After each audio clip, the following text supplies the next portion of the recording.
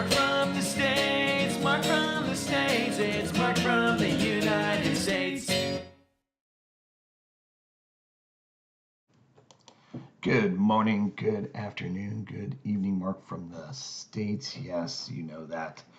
And guess what? I'm doing fantastic. And I do hope, I pray that you're fantastic as well. I encourage you to come sit with me. Come join me on this big fake couch today. We're going to watch a video and learn, at least I will be, from the great Mark Felton. This video has come requested. The title, The Navy with More Admirals Than Warships. Should be interesting. Of course, we've all heard of, and I hear it from all of you, that military spending is down and as a whole it's shrunk and so on and so forth. So I'm going to get some information today. Always happy to learn. And as always, 2 links below. One to Mark's channel, Mark Felton Productions, and the other link will go right to this video. I encourage you to go watch the video first. As always, support the original content creator. He has been gracious enough to allow us to learn and see things that we haven't seen before from his work. So it is important that if you have 1 like and 1 subscription to give today, please go over to Mark Felton Productions and give it to him. It is, I cannot stress that enough. So, yes, Navy with more admirals than warships. I don't think the UK is unique in this regard. I would imagine a lot of countries kind of fit in the same mold. I would even consider our country kind of in the same boat as well. We have a lot of generals, a lot of generals, and admirals, I assume, are the same. Where there's a lot of guys who get promoted, but they're not. Well, anyway, let's watch. But first, I heard something pretty wild. I didn't really hear it. I actually stumbled across it, an article, and it blew me away. Now, some of you have already know this or have heard this, but let me read it to you. This is from the New York Times. Bought for $27.50 after World War II, the faint water-stained manuscript in the library of Harvard Law School had attracted relatively little attention since it arrived there in 1946. That is about to change. 2 British academics, one of whom happened on the manuscript by chance, have discovered that it is an original 1300 version, not a copy, as long thought. Can you guess the document? Yes, of the Magna Carta, the medieval document that helped establish some of the world's most cherished liberties. It is one of just 7 such documents from that date still in existence. Wild. Quote, "I never in my life expected to discover Magna Carta," said David Carpenter, a professor of medieval history at King's College London, describing the moment in December of 2023. See, it's a couple of years old. You may have already heard this when he made the Starling find. I have not heard this. I'm surprised. It's almost 2 years and a year and a half, and this is the first time I'm hearing about it. The manuscript's value is hard to estimate, although it is fair to say that its price tag of under $30, which they paid for in 1946, which would be about $500 today, that's according to them, must make it one of the one of the bargains of the last century. Totally. I mean, a steal. 710-year-old version of Magna Carta was sold in 2007 for $21.3 million.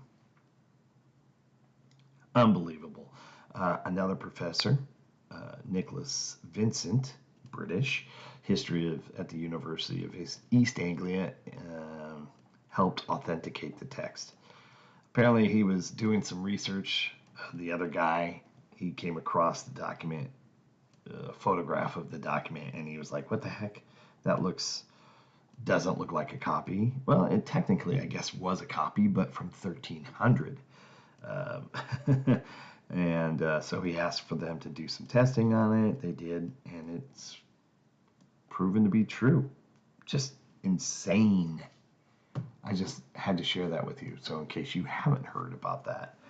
So they bought this thing for $27.50 right after World War II. I don't know who the heck is selling it.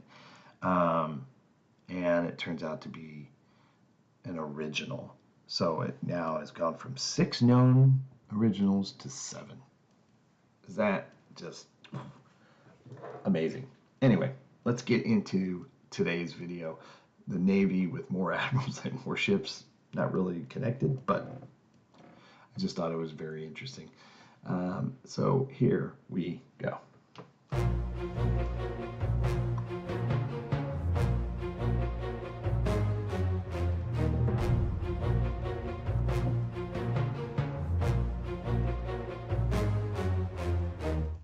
New US President Donald Trump has made it very clear that America's NATO allies must increase their defense spending to 5% of GDP in order to shoulder more of the burden of their own defense.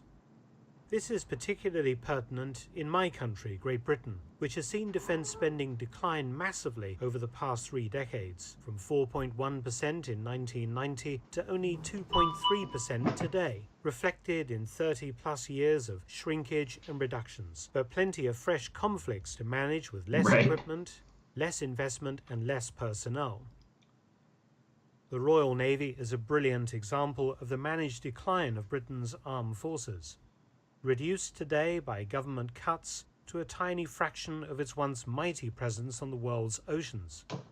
Decommissioned a sub base at Portsmouth, Courageous Conqueror, Turbulent Scepter, Trafalgar, Sovereign, Super, Splendid, Spartan Warspite, Tireless, Valiant. Oh man. Presenting a hollowed-out shadow of the force that, even in 1982 at the height of the Cold War, still managed on its own a brilliant naval campaign in the Falklands. Those days are well and truly over, and Britain now has, and has had for quite a long time, the ludicrous situation of having more admirals than warships.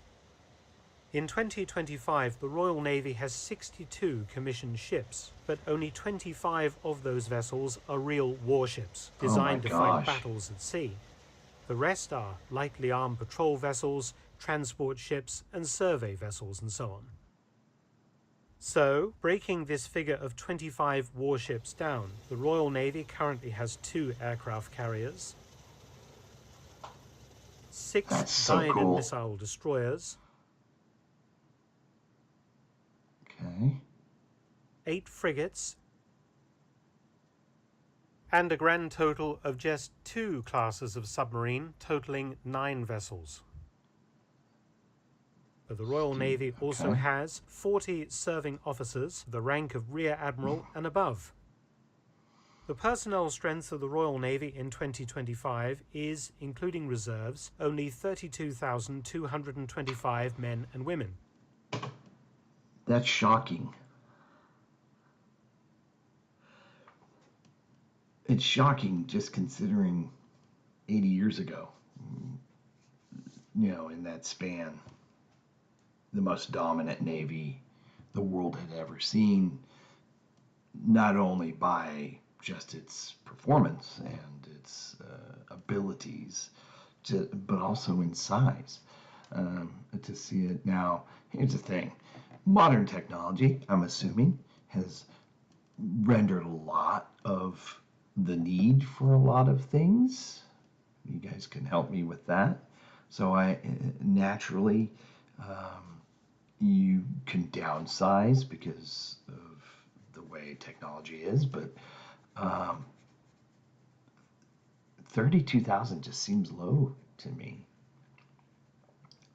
But maybe not. I don't know. I'm interested to hear some of your opinions or some of your knowledge. I know a lot of people are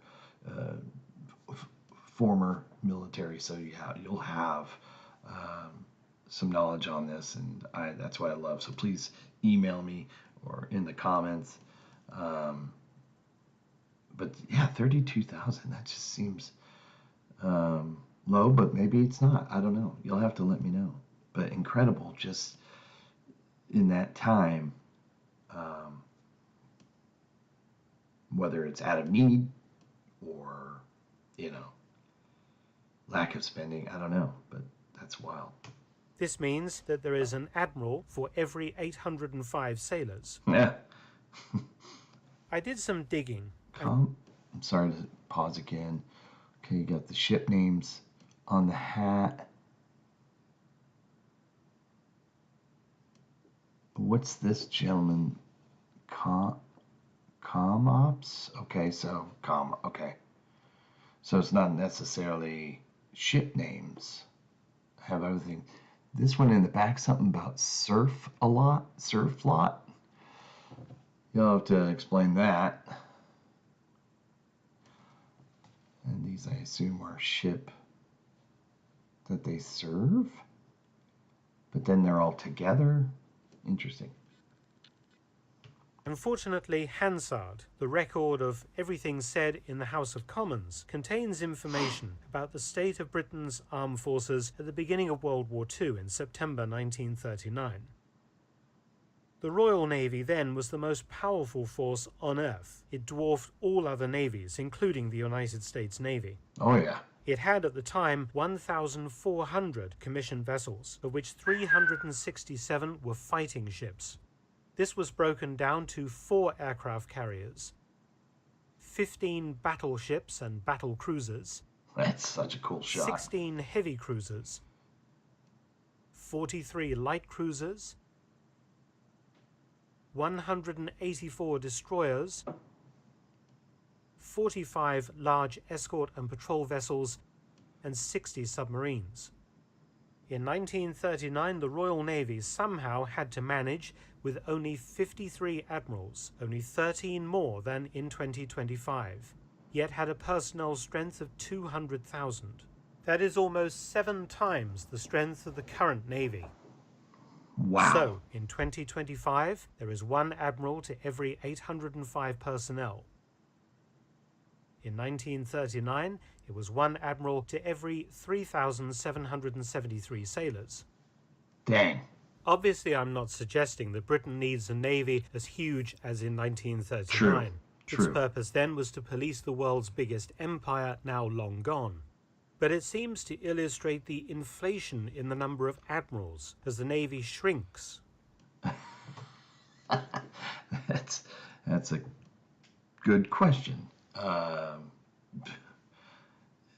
He makes a valid point. Yeah, the world does different.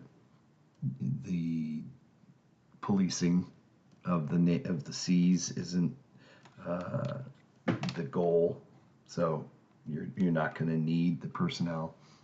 But why do the admirals? I mean, it happens here as well. Our defense secretary, one of the things he in his speech, opening speech or whatever, said that we have more generals today. During World War II, there was, what was it, like 6 generals? Now there's like 40. It's like, where are all these generals coming from? So maybe it's around the same thing. Crazy though, 200,000 to 32,000. But again, I think it's a lot has to do with technology, the world that we live in now, and of course, financial burden, I imagine, yeah.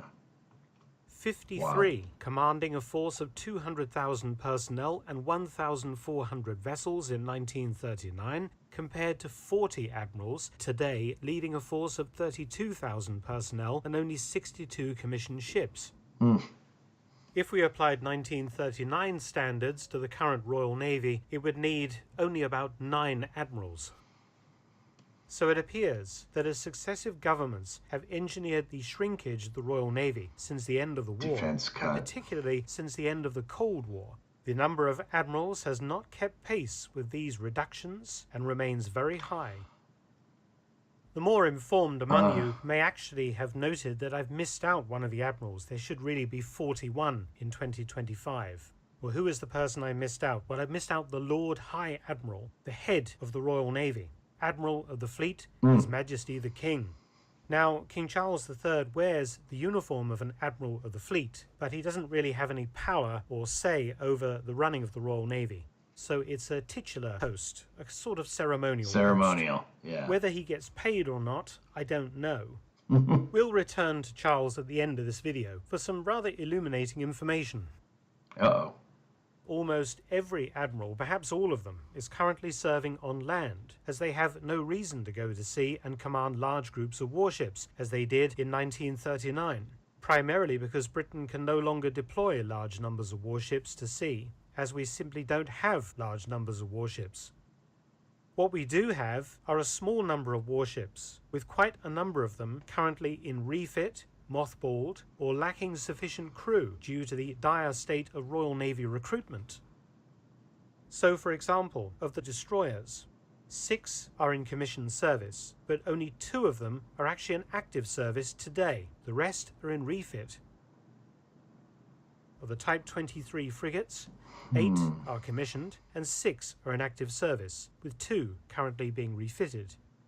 You can imagine if we were to involve ourselves in some kind of conflict or emergency, could the Royal Navy cope and still maintain its other duties around the world? Well, I have some thoughts on that. They don't need to go it alone, right? Battles aren't fought like that anymore. This is my opinion. I don't know if it's an opinion, but this is what I'm thinking. I mean, you have allies who make up, the rest of the fleet, I guess. So you don't need, I guess, right?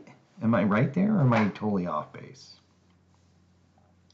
Yeah, it'll be interesting to hear what he has to say about the king. Yeah, it's a ceremonial. He's the admiral, the head. But yeah, he looks good though. He looks good in that uniform. That's for sure. I'm just looking at this shot. I just love military ships, planes. It just interests me. I very much doubt it. How would our Royal Navy cope in the event of another Falklands crisis, for example? In 1982, the Falklands Task Force consisted of 2 aircraft carriers. I'm so sorry. In the event of another Falklands I just can't crisis. help myself. I got to get a copy of that. I wonder if there's a way to buy a copy of that. Is awesome. Yeah, that's so cool. For example, in 1982, the Falklands Task Force consisted of 2 aircraft carriers, 8 destroyers, 16 frigates and 6 submarines, plus many other Royal Navy vessels and auxiliaries, and still the Navy maintained its presence around the rest of the world as well. The current number of ships and their readiness, I think we'd struggle to put together a task force even half as big. And even then we'd have to send virtually every surface asset we have, stripping vessels from all other tasks globally. Now, of course, I'm not arguing that the Royal Navy doesn't need admirals. Of course it does. Any navy does. But does it need quite so many? Does it need 40 admirals when it has so few ships? And also, we must understand exactly how much all these admirals cost the Ministry of Defence and its budget, and of course us, the British taxpayer. Oh. The lowest rank of Rear Admiral attracts a salary of between £108,000 and £119,000 a year. Remember, we have 27 officers currently holding this rank. We currently have 10 vice admirals who earn a whopping salary of between £126,000 and £152,000. And we have 3 full admirals earning between £165,000 and £185,000. Honestly, I actually think I would have thought it would be more. I thought they would get paid more. I really do. One of them, the Chief of the Defence Staff, earns a salary of around £250,000 a year. Yeah, It might be argued that a lot of the posts that these admirals occupy could be performed by officers of more junior rank, such as commodores or captains. Something else commented on recently in newspapers is the point that the King and his eldest son, the Prince of Wales, both holding ranks in the Royal Navy, do receive money from the Navy because of their hereditary positions as the Duke of Lancaster and Duke of Cornwall, respectively. These duchies provide private income streams for both royals, equating to over £20 million each per year, and the Duchy of Cornwall lands include quite a bit associated with the Royal Navy. So in the last 20 years, the Duchy of Cornwall has charged the Ministry of Defence at least £900,000 for the right to moor boats on the waters surrounding the Royal Naval College, Dartmouth, used by officer cadets under training. In Plymouth, home of a major Royal Navy base, a deal was made in 2017 that requires the Royal Navy to pay to the Duchy of Cornwall £10,000 a year for 125 years to access one of its own naval oil depots, so it can refuel its ships. The Royal Navy also pays Prince William £3,250 a year to use a single jetty, built at a cost to the taxpayer of £900,000. Make of all that what you will. I'd be very interested to read the comments of serving members of the Royal Navy and Royal Naval Reserve, and those who are retired. What do you think about the current situation of the Royal Navy? Is it fit for purpose, and should we have 40 admirals when we only have 25 actual warships? Certainly food for thought. Many thanks for watching. Please. That was a great video. This is a cool shot right here. You got the F-35 getting ready to land. I'm going to go ahead and jump out. Yeah, a lot of those numbers are astonishing when you see them laid out like that. And it is curious why the admirals have kind of bloated up there, just like you hear in the States, and the generals and all that stuff. It's I'm sure it's not unique.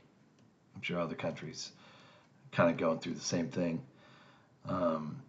But yeah, pretty wild. And then as for the royals and making money or earning money, I should say, I'm not sure. I can't comment on that. I don't know anything about it, so it'd be pointless for me to even make a comment. I'm sure tradition and some sort of deal. Who knows? But that to me isn't surprising. What is surprising is just the sheer the way the world is now. That's I'm sure financial plays a big part, but also, right, the world is different. Wars are fought differently. You have allies who you don't need the amount. You're not policing the oceans like you did back then. I mean, there's so much more to it. So, but it is just a curious thought. Food for thought, they say. Please go support Mark. It's really important. 2 links will get you there. It's important that you go and support his channel. I know a lot of people already do. I get a lot of requests for his videos. And one last thing is that I am truly blessed to have all of you come and hang out. Our channel is very special, and one of the cooler things that I've done in my life is to have this connection with all of you. I get paid in relationships and connections to other humans, which is awesome. Hope everybody's happy, healthy, and safe. Thanks so much for coming. We'll see you soon. All right, take care. Bye. Mark from the States, Mark from the States, it's Mark. and he's from